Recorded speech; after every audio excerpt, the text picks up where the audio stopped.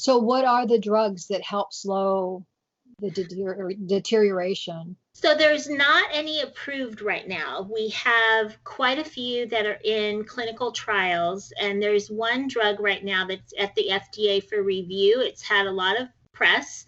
It's called aducanumab, and it is for a very specific group of people with very early stage Alzheimer's disease, in the earliest stages, where this drug has been shown in clinical trials to reverse the pathology of the disease, and people's cognition has improved. So it's a start, it's a baby step. If it is approved, it will help a certain subset of people. It won't help people who have, mid or late stage Alzheimer's disease, but the earliest cases that we can identify, if this drug is approved and they get this infusion and it's successful for them, they could have the reality I just described, or the hopeful reality that I just described, of having the disease halt in its tracks and not have the decline that people do experience. So we're hopeful. We're not saying it's going to happen for sure, but we certainly hope that the FDA sees that it can be something that benefits people in that very specific group, and that it will help them if it is approved. But right now there's no therapy approved to reverse the disease. There are some drugs that really modify the symptoms, such as aggression or anxiety, sleep issues. There's more exciting drugs coming down the pike for the hallucinations, for all different types of dementia. There's a lot of therapeutics that are being worked on right now for people with the disease and to try and halt the disease. So there's quite a bit in the works. We believe in many shots on goal, because the chances of something making it all the way through FDA approval, as we all know, are extremely low, because of the safety and efficacy that has to be demonstrated for something to receive FDA approval. And we're just very hopeful that the more therapeutics we get into the pipeline, the more that's going to be available to people as readily as possible. Wow, very interesting.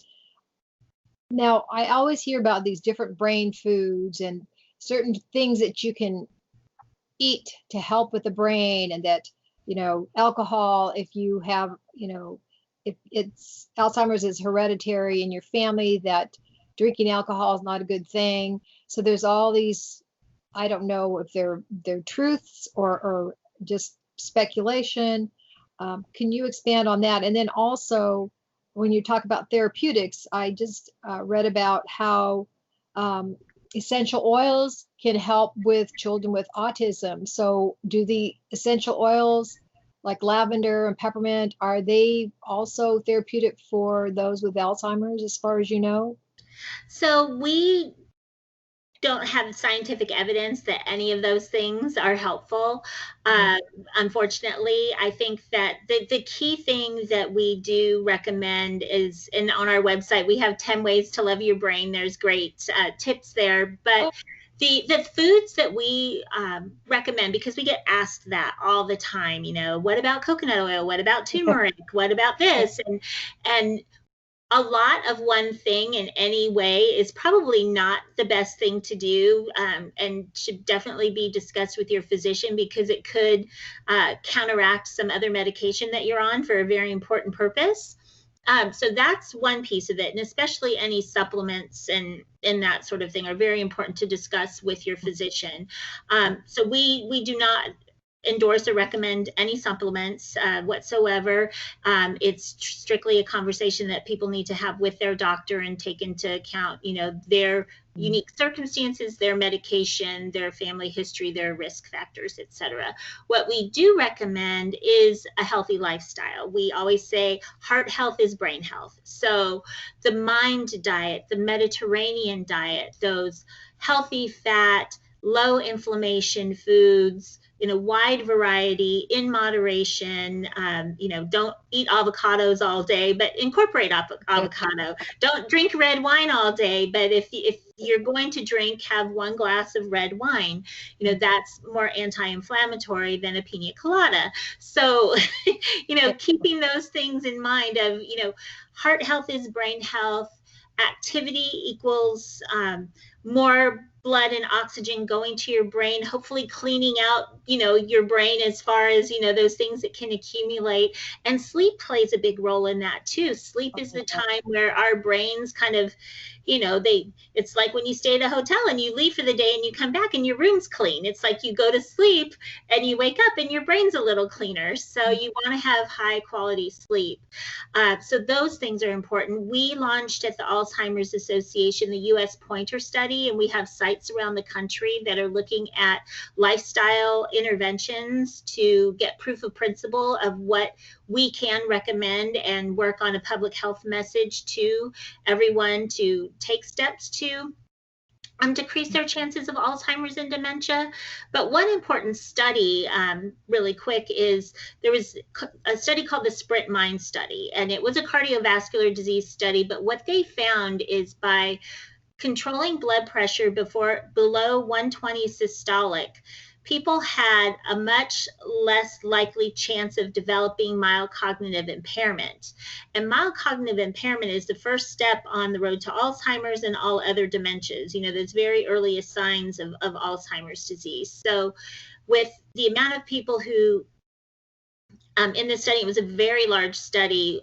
If this were adopted on a nationwide level, there would be 2.5 million people less that have Alzheimer's by 2025 if just this one simple step was taken, because that many fewer people would experience mild cognitive impairment. So we already have, some evidence that cardiovascular health does improve brain health. And another interesting thing that just came out of the Alzheimer's Association International Conference is that these lifestyle factors impact people very early on in their lives, teenagers, people in their 20s who have high cholesterol, have overweight or obese BMIs. They are at higher risk for dementia later in life based on the research. Wow, very interesting. So you were saying that sleep is very important. So if you could just let me know if this is rumor or truth. If you have trouble sleeping your entire life, are you more suspect to becoming an Alzheimer's, having Alzheimer's symptoms or getting Alzheimer's disease? Yeah, the information shows that quality sleep contributes to less chance of Alzheimer's, and people who do have mild cognitive impairment and dementia have proven to have poor quality sleep in some studies. So there is some evidence there that sleep is critically important. And it came out in the AIC about 3 years ago, the different sleep studies. And I went to my doctor right away and got a CPAP machine, because the sleep apnea, that deprives your brain of oxygen is really the important player here, I think, for the most part, because you want to make sure that your body's getting what it needs throughout your sleep, and also, quality sleep, so it can do that housekeeping that it needs to do. So, so those things have been studied and proven to be very beneficial. Oh, okay, great. Now, your association offers socialization, cultural, and arts programs like Blue Sea Care does. Can you expand on this and the benefits, especially for those with cognitive issues? So we encourage everybody, caregivers and people with dementia, to have a lot of activity and experiences. So I think that it's critically important that these things are available. And we also offer education and support groups for caregivers and people at different stages of the disease.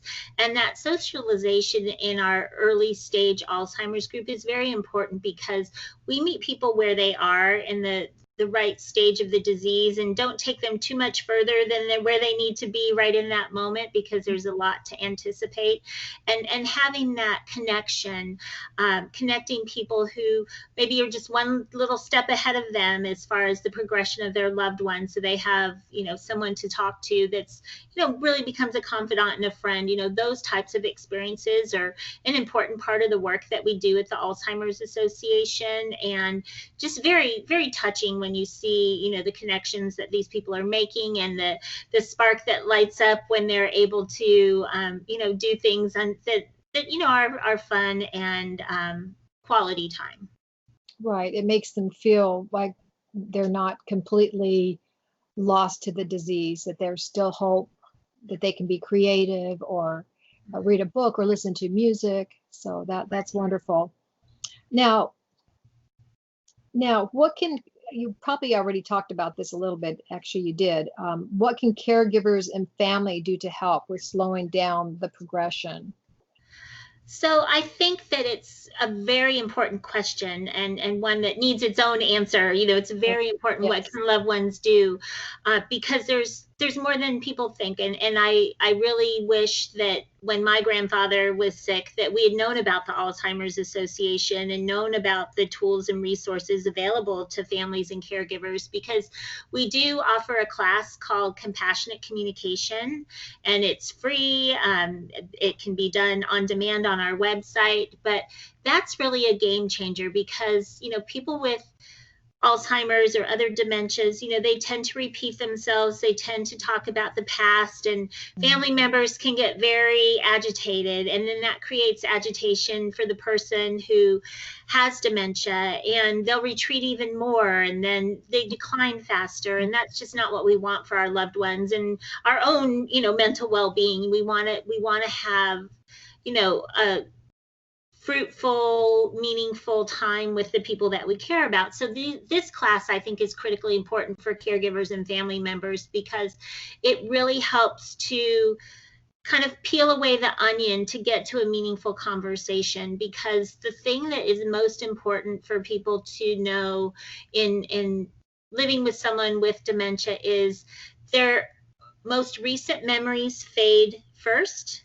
Mm-hmm. and their most deep-seated, earliest memories fade last. So the more you can direct the conversation to something earlier in their life, like, tell me about your honeymoon, tell me about your first job, who was your favorite dog, that when you were growing up, not what was the dog's name that just died, because they won't remember that, if they just have a recent pet, but what was your pet's name growing up. So things that take them back to early in their life, their childhood, those types of memories, I think are very nice. And it would be amazing what you would learn. My sister asked my grandfather one time about something. She was really good at caring for him. And we learned that he would have been at Pearl Harbor if he had not been injured a couple weeks before, because he was a naval aviator, and he was sent back to San Diego from Hawaii. So he missed Pearl Harbor. So I never knew that story. My sister found out that from him after he was already diagnosed, and was still able to recall some of those past memories. And Wow. so that was a piece of history we just never would have had. So these conversations, and knowing how to have them, and be patient, Mm-hmm. and tips on how to redirect if someone's getting agitated, those can all make for a much more pleasant experience on this journey than a lot of the agitation that can occur. So that's really critical. The other really important thing is make sure that the person's getting sunshine, getting outdoors, taking a walk, that they're not just planted in front of a television all day, that they're getting some activity that will help them. And keeping a solid routine is also really helpful. And getting rid of things that can be distracting, like a patterned rug or something that they might be worried they might trip over. Right. That type of thing is really important. And there's all sorts of tips for that on our website as well, as far as how to make your home more dementia friendly. You don't want to take away the things that are memorabilia and that they're used to, that would create agitation, but things that could be dangerous, you want to be able to take care of. So those are things that can really be helpful. And then the caregiver has to take care of themselves. They have to make sure that they have a break, that they're contact the Alzheimer's Association. We can connect caregivers with resources to really help them get that break that they need and care for themselves. And it's heartbreaking when we hear a story about a caregiver passing away before their loved one with Alzheimer's. Oh my gosh. Yes. Yes. Yeah, it is difficult. And the communications, you definitely need to learn about how to communicate with someone with Alzheimer's. So that's the course is compassionate communications, and that's on Yes, your website. it's on our website. That is the name of the class, but you can call our helpline and they can give you information on all of our classes, or visit our website. So Okay. easy to find. Yeah.